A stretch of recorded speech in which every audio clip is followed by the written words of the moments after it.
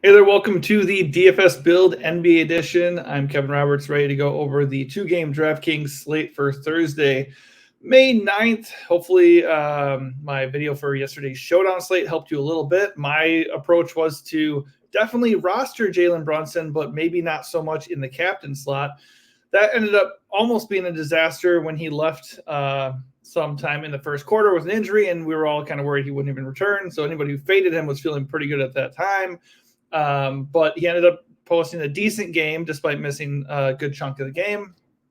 And I really like Tyrese Halliburton, and he crushed. I had him in my captain slot, and I did okay. I went up to 19th in one of the tourneys I was in.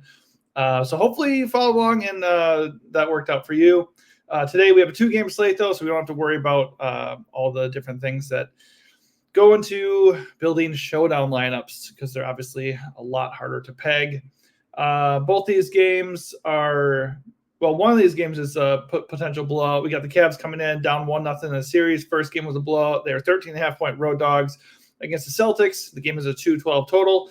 And the Mavs and Thunder squaring off. Mavs are down in a 1-0 hole of their own at OKC. They are 5-point dogs with a 218 total. So right off the bat, I mean, as far as, you know, the betting lines and everything is concerned, the Mavs Thunder game looks like the most stackable game. I'm not going to put too much stock in that today just because it's two games, and predicting blowouts and predicting how these NBA playoff games are going is just, it's asking for trouble. So we're just going to look at the best possible plays, blowout risk aside, and I'll talk about that a little bit as far as like value is concerned. But as far as top end studs, I'm not going to let blowout risk or game flow impact what I'm going to do too much. This video is sponsored by DFS Hero. That I'll be using their projections and ownership numbers, as you see right here in this picture. My mouse is up here. And you can actually use them as well. Get a 15% off discount if you hit our link in the video description below. Also, if this video helps you in any way, please give it a like. That helps me and helps me know that I'm doing something right. And also consider subscribing to the channel so you get alerted to more content like this. All right, let's dive right into it. We got the Cavs. Obviously, they're on the road. They're big dogs. Are they probably going to get blown out? Yeah, probably. But you never know. I mean, Cleveland is not a bad team. So, you know, like I said, we're not going to worry about the blowout factor too much anyways, because they're going to play as much as possible unless it's like a 30-point game or something crazy. So right off the bat, Donovan Mitchell once again looks great. I have no qualms about Donovan Mitchell. The only problem is his price is now spiking up, and his ownership is spiking a little bit too because he's had two good games in a row. He had 50 fantasy points in game one, liked him a lot then. He had 50 real points in game 7 against the Magic. So, yeah, you can play him at 8.8K, but if his ownership is going to be ticking up, I'm going to look elsewhere. I would probably much rather eat the Darius Garland and chalk at this point just because Darius Garland's price dipped back down to 6.3. He's also popping into the optimal lineup at DFS Hero. I think, what was it? 23% of the time. So that's rivaling Mitchell right now. Mitchell's at 24% of the time. So you're just getting major savings with Garland, and you're getting big minutes. And he has a comparable boom rating. Donovan's 21, Darius Garland's 18. So Garland's projection isn't amazing. He's probably going to see Drew Holiday quite a bit in this game, but he's going to play like 36 minutes. He's 6.3K. If both these guys are going to be relatively chalky, then I'm totally fine just eating the chalk with Darius Garland and fading Mitchell at a higher price. So unlike previous slates, I'm not gaga about Donovan Mitchell here. You can absolutely play him. He's fine. His projection's decent. His price is still okay, but he just doesn't really stand out to me. That's going to be Garland instead. Jared Allen remains questionable. There appear to be mixed reports as far as how likely it is he could return. He has not played since game 4 against the Magic in round 1. So his rib issue is clearly problematic for him. Apparently he is having trouble even sleeping. So the guy is not feeling great. He's in pain. So obviously that is going to mean a truckload of minutes for Evan Mobley. I believe, did he struggle with fouls in game 1 here? 3 fouls. He only played 32 minutes. I mean, it was a blowout, so that's probably what the main factor is for Evan Mobley. That said, he crushed. He had 40 fantasy points. So at 7.7, he's a totally fine play. I think the price point is a little bit high for this matchup. The projection is not great. The price isn't great. The matchup isn't great. only a 9.9% boom rating. The only thing I like about Evan Mobley right now, and again, I always say don't take this as gospel because it's very early in the day and ownership numbers can change. But right now he's 7% owned. So if Jared Allen is indeed out again and nobody's going to be on Evan Mobley, I love him at 7.7K. A chalky Evan Mobley, I'm not quite as interested in just because there is blowout risk and Boston tends to have success against big men. I noted last time I talked about Cleveland in this matchup, Boston, the one thing they really do give up is a lot of three-point attempts. They rank like 23rd in three-point attempts allowed, and they're middle of the league as far as three-point makes allowed. So Cleveland does have some three-point shooters, namely Spida and Garland, and then, of course, Max Strus. Max Strus is just interesting because he's cheap, he's going to play a good amount, and he's going to let it fly from long range. If Strus is not hitting his shots, he's going to be an absolute failure and a waste of space in your roster. No doubt about it. But if he can get hot at 5.3K, he's a pretty good value on this slate. And he's coming in right now at 10% ownership. If that ownership sticks, I like Max Strus quite a bit. LeVert at 4.6K is in play, but doesn't really stand out to me. I like that he's about double the ownership of Strus, so I'd rather just pay up for Strus as opposed to him. I do like Isaac Okoro for value at 3.9K. Let me just check where he was at. He did play a lot in game 1, 29 minutes. Obviously, the blowout had something to do with that. But he also played 33 minutes in game 7 against the Magic, and he has played 20-plus minutes in all but 2 playoff games so far. So not a good per-minute guy, and obviously his minutes could just end up being shaky in general. But especially if Jared Allen is out, I would imagine he gets a little bit more his minutes are a little bit more solidified, and at 3.9K, I think he's an okay value. I don't mind him at all. So quick summary for the Cavs. I mean, also Marcus Morris at 3.1K, not the worst punt if Allen remains out. Let's just check his minutes. 9 in game 1. I don't know. I don't really want to do that, to be honest. I mean, the corpse of Tristan Thompson got 16 minutes in game 1. And you know what he did with those minutes? 10 fantasy points. Not great. I don't know. I guess you could do Tristan Thompson or Marcus Morris if Jared Allen is out. I don't really want to do that, to be honest. So for the most part, I'm going to eat the Darius Garland chalk. And if the ownership sticks, I like Max Strus a bit. And if the ownership sticks, Evan Mobley is kind of appealing too. And you can play Donovan Mitchell, but just I don't think that's where I want to spend my funds today. On the other side, you have Jason Tatum up top pushing for 50 fantasy points with a 26% boom rating. He is going to be monsterly owned, which is a bit of a bummer because I actually was feeling pretty interested in Tatum coming into the slate. And the big reason why is he was pretty quiet as a scorer in game 1 with just 18 points. It's not really like him. He's kind of got a bit of an ego on him. He's probably going to pop off as a scorer in game 2. It's at home.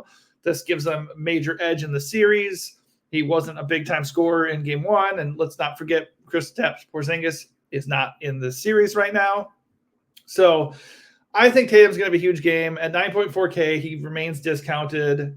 Good boom rating. He's coming into the optimal line at 47% of the time. Good projection. I mean, if he's going to be super chalky, I'm not going to do it, I don't think. Like, Donovan Mitchell is $600 less and half the ownership. And we'll get to the Dallas OKC side too. But Tatum is a good play. I like him. I just don't like the ownership. Pretty good leverage right off the bat would be Jaylen Brown. He is $1,400 cheaper. He does have significantly lower projection, but once again, he's benefiting from no Porzingis, and he's probably going to be about half the ownership. So I like Jaylen Brown a lot. If we're only looking at ownership, I prefer Jaylen Brown to Tatum by quite a bit on this slate. Derek White remains very, very solid at 6.7K. He's just mispriced at this point. I wish he was a lot more expensive so I didn't have to consider him so much. He's been shooting lights out. So far, like in the last 3 games, I believe he has 25-plus points in the last 3 games, and that is correct. 38, 25, and 25. So eventually that is going to stop. So if you want to gain instant leverage, Derek White's coming in at 48%. You can find a different guy in that price range or pay up a little bit more for somebody else. Like right now, Darius Garland is somewhat chalky, but he's like half as owned as Derek White. So I would be totally fine with just eating the moderate 29% Darius Garland chalk and possibly fading Derek White. That said, Derek White's a really good play. I have no issue with eating that chalk if that's where, my process lands me. If I run a bunch of lineups on DFS Hero and Derek White is just in like every single lineup and he is coming at 40% in the optimal, then I'll just be like, okay, fine, I'm going with Derek White today. Somebody who I would definitely get away from is Drew Holiday at 5.8K. I think last time I talked about the Celtics, I thought he was a decent leverage play. And, with Porzingis out and only 5.8K, he kind of would be, but he's coming at 45% owned. Chalky Drew Holiday, that's a big no thanks for me. Just not enough usage for this guy. So I would very much rather go Derek White, Jaylen Brown, Jason Tatum before I even consider Drew. And I'd also go Al Horford first, too. Al Horford, 5.7K, 49% owned right now. That's good chalk to me. No Porzingis, he's guaranteed about 25, probably 30-plus minutes if the game stays close. He's a double-double threat. He can do a little bit of everything. He can even hit threes. So Horford looks like a really good play. I just hope he gets more minutes than he got in game one. If you want to play the blowout game, you can play Luke Cornett. He played 21 minutes in game one. He probably is going to get 10 to 15 minutes anyways, just because Al Horford's the only big they have right now. So he's a viable value at 3.8K. Do I feel great about it? No. I don't really want to play Luke Cornett. The only value for Boston I actually really like is Peyton Pritchard. Pritchard is a really good price at 4.1K. He is coming in a bit chalky for value at 28%. He is volatile for sure. In the Miami series, he really did not show up. He had one game over 14 fantasy points. Not great. But in game one, obviously, they blew out the Cavs and he had 27 fantasy points, 16 real points off the bench in 24 minutes. So he can push for 20-plus minutes. And in a blowout, he'd play a good amount more. So I think he's a fine try at 4.1K. But if Peyton Pritchard's going to be chalky and you don't want to factor in the blowout into your process, then you can absolutely try to do something else. All right, moving on. We got the Mavs and OKC in the best game of the night. 2-game slate, so whatever, right? Obviously, you have Luka up top, 62-point fantasy projection, leads the slate by a good deal. I think he's 13 points above the next closest guy. Actually, let's double check that. Okay, he's 11 above SGA, 13 above Tatum. So he's the top stud. The only problem is 11.6K. He face planted in game one, 41 fantasy points in 41 minutes, or maybe it was 42 fantasy points. But either way, it wasn't enough. That is not why you pay for Luka. So my big thing with Luka most of the time is because he's so expensive and so restrictive as far as lineup building goes. If he's chalky, I fade and I just take that risk, especially on a bigger slate during the regular season. If he's like, almost 12K, as long as he doesn't get 80 to 90, I think you can overcome that. On a 2-game slate, if Luka goes and gets 80 or 90, you're pretty screwed. No doubt about it. But here's the thing. He's only coming in at 24% owned. So this is a slate where I love Luka. If Luka is going to be sub 30% owned, I'm going to fire him up. So I'm starting my build process around Luka today as the ownership stands. And I'll take my chances with that. If the ownership rises up or something, you can then, adjust as needed. But he's coming in with a 35% boom rating. He's in the optimal 30% of the time. He's got the best projection of the slate. Also, Narrative Street, it's game 2 in OKC. They're about to go down 2-0. He did not show up in game 1. I expect Luka to show up in this game. So love Luka tonight, and he's probably where I start my build process. Kyrie is a very good leverage play on Luka, but since he's not coming in super chalky, I don't see the reason to do that. Although if you're fading Luka, playing Kyrie at 8.7K does make sense. He is a good play. He's a good price, solid projection. I just like Luka more by a lot. PJ Washington coming in at 20% ownership. That's probably not owned enough for a guy who's 5.6K and plays a good amount of minutes. Obviously not a great matchup. OKC ranks 11th against big men. But, he's going to be out there. He can score. He can get a double-double. And I just like the minutes there for that price. And the low ownership is very appealing. Daniel Gafford is pretty chalky, coming at 47%. He is 4.9K. Let me check the minutes from game 1 for the Dallas big man. Derek Lively played 13 minutes. Not great. And I actually made the call in that game going in. Lively was coming in with more ownership, so I said, let's go play Gafford. He had double-double and 42 fantasy points. So that was a slam dunk leverage play. Right now, considering Gafford is playing more and playing better, I don't know if that is what I would do today. I don't think I'd go the other way and go with Derek Lively here. You absolutely can, because Gafford can get in foul trouble. He can struggle. The game could blow out. Whatever the case, Gafford's coming in monster ownership at 47%. Lively's at 13%. So if you don't really believe in Gafford or you just want a quick way to leverage the field, you can play Derek Lively over Gafford, and that is a very easy way to do it. I will not be doing that. I'm going to eat the Gafford chalk. He's a good price. He's a super efficient player. The Mavs need to have this game, and he projects decently. He's also in the optimal lineup 60% of the time. That's not really a guy I want to fade, I don't think. So I'm going to eat the Gafford chalk. He's too cheap, and this just does not feel like the spot to leverage ownership. Last time I talked about the Mavs, I was pointing out that Tim Hardaway Jr. was back, and that obviously negatively impacted some other guys. Derek Jones Jr. still played 30 minutes. Like I said, he probably could, so he's viable at 4.7K. Obviously, his ceiling has lowered because Tim Hardaway Jr. is there. Tim Hardaway Jr. played 17 minutes for Dallas. He had 4.5 fantasy points. So that's his first game back. Everybody's going to get away from him now because he didn't do anything and his minutes weren't crazy. But at 3.7K, I'm going right back to the well. 7% owned, that's pretty appealing. I have no problem going to him. Josh Green played 25 minutes at 21 fantasy points. He's coming in at like really chalky at 37% at DFS Hero. At 3.2K, you can do that because we saw he's going to have minutes in this series. But I think that's a pretty good leverage spot. If Josh Green's going to be chalky, give me Tim Hardaway Jr. for hopefully 20-plus minutes at 3.7K and a fraction of the ownership, 37% to about 8%. Yeah, I'm going THJ, and that could be a big way to gain an edge on this series or on this slate. Dante Exum, I don't know. 9 minutes in game one. Nah, I'm not going to do that. Maxi Kleba is out. So as I said before, that really solidifies the minutes for the big men, and then you can still look at DJJ, Derek Jones Jr., if you want to, and I don't have a problem with that. He's not even owned either, so I think at 4.7, he's also pretty good value. Not necessarily a lock, but pretty good value. All right, on the other side we go. OKC to wrap things up. SJ up top looks awesome. Loved him last time I talked about him, and he had 59 fantasy points. He was too cheap at 9.1K. Guess what? 9.5, still way too cheap. This guy was 10+ K all season long.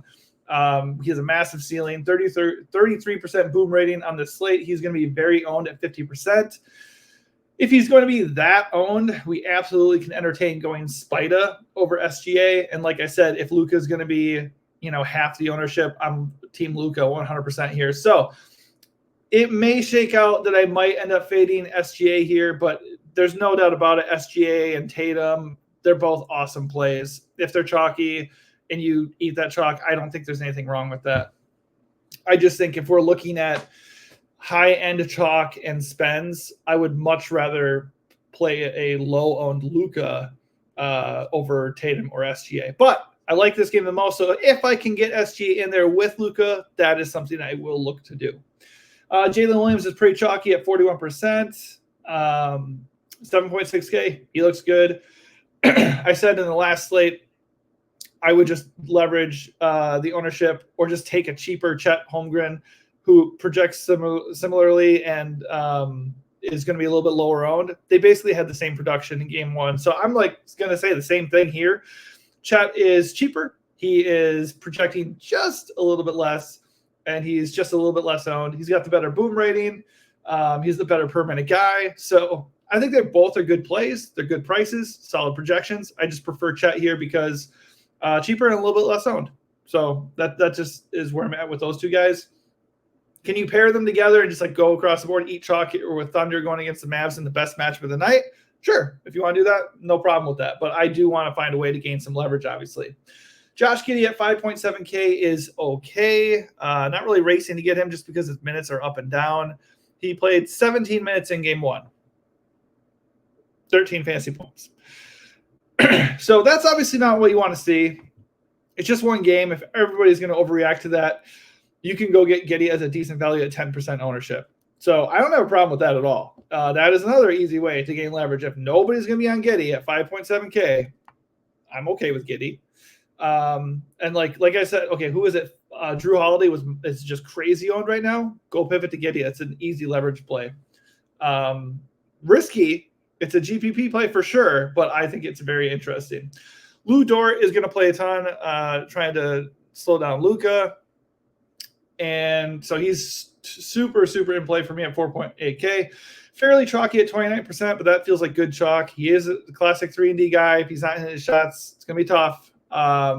But he's going to be out there as much as he can be, as long as he stays out of foul trouble. So he looks like a plenty fine value for sure. Let's see, Aaron Wiggins, 4K flat, 23 minutes in game 1.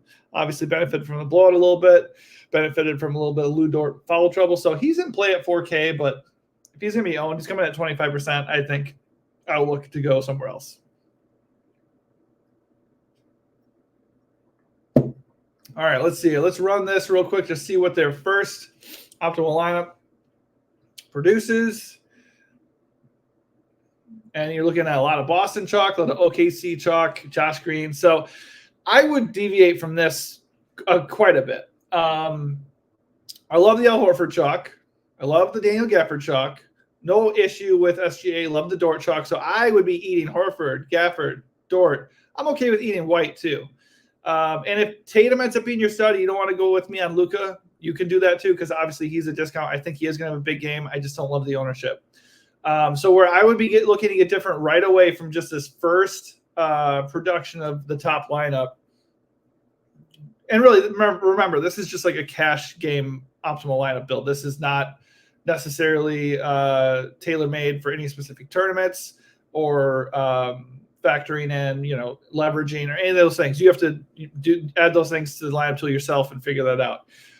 But if I'm just looking at what it's pushing out here, I would be getting away from Josh Green. I would be getting away from Drew Holiday. And I would probably personally be paying up for Luka here. And then I don't know exactly where that would land me, salary-wise just yet. But that is just my strategy if the ownership holds. Low-owned Luka is a priority for me over Tatum or SGA for sure. All right, that is going to do it for me. Hopefully this video helped you out. If it did, give this video a like and also consider subscribing to the channel. Appreciate all the subscribes. Appreciate all the comments. Love growing the community. Just really like helping you guys out, and hopefully that is exactly what I do. Let's get a win tonight. Thanks for watching, and good luck.